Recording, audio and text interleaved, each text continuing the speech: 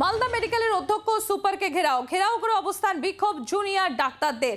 Threat কালচারের অভিযোগ উঠছে জেলায় জেলায়, আর এই সংস্কৃতি বন্ধের দাবিতে অবস্থানে জুনিয়র ডাক্তাররা। স্টুডেন্ট কাউন্সিল চালুর দাবিতে মালদা মেডিকেলে বিক্ষোভ আন্দোলনকারীদের। যতক্ষণ না আমাদের এই ডেমোক্রেটিক বডি আরটিআই আর স্টুডেন্ট কাউন্সিলকে আমাদের স্যাররা অথরাইজেশন রিটেন অ্যাসিওরেন্স দিচ্ছেন যে এটা উইথ ইমিডিয়েট এফেক্ট আমাদের কলেজে হবে, আমাদের সব ডেমোক্রেটিক নিডস গুলো ফুলফিল হবে, ততক্ষণ আমরা আমাদের প্রোটেস্টটা তুলব না। এত বছর ধরে আমরা দেখছি যে একটা তৃণমূল ছাত্র পরিষদ চলতো এবং তৃণমূল ছাত্র পরিষদ যে কোনো কিছু অর্গানাইজ করছে, আমরা দেখছি কলেজ অথরিটি সেখানে গিয়ে সেটাকে মান্যতা দিচ্ছেন। আমাদের এই মালদা মেডিকেল কলেজে এই টিএমসিপি ইউনিটকে অথরাইজেশনটা কে দিয়েছিলেন? বিভিন্ন পর্যায়ে কিন্তু এই তৃণমূলের যারা ছাত্রছাত্রী ছিলেন তারা প্রত্যেক জায়গাতে কিন্তু প্রেফারেন্স পেয়ে এসেছে।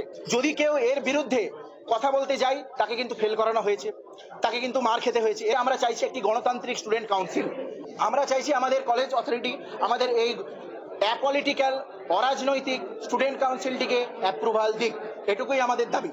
আমরা একটি গণতান্ত্রিক আরটিআই চাই, আমরা একটি গণতান্ত্রিক ছাত্রছাত্রী কাউন্সিল চাই। আমরা বহুদিন ধরে বলছি, আমরা সেই নিয়ে গণস্বাক্ষর জমা করেছি যে আমরা প্রত্যেকেই ছাত্রছাত্রী প্রত্যেকেই সেটা চাই।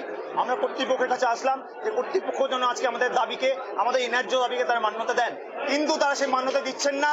তারা বারবার বলছেন যে আমরা এই দাবিকে স্বাস্থ্য ভবনে পাঠাবো।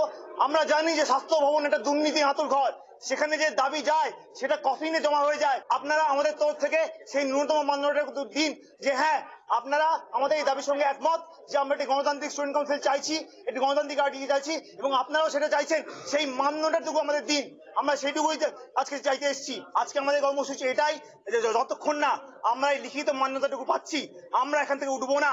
যদি স্যারেদের এখান থেকে বেরিয়ে যেতে হয় আমাদের গায়ের উপর দিয়ে হেঁটে যেতে হবে। বাংলার আওয়াজ, বাঙালির আবেগ, জি 24 ঘন্টা।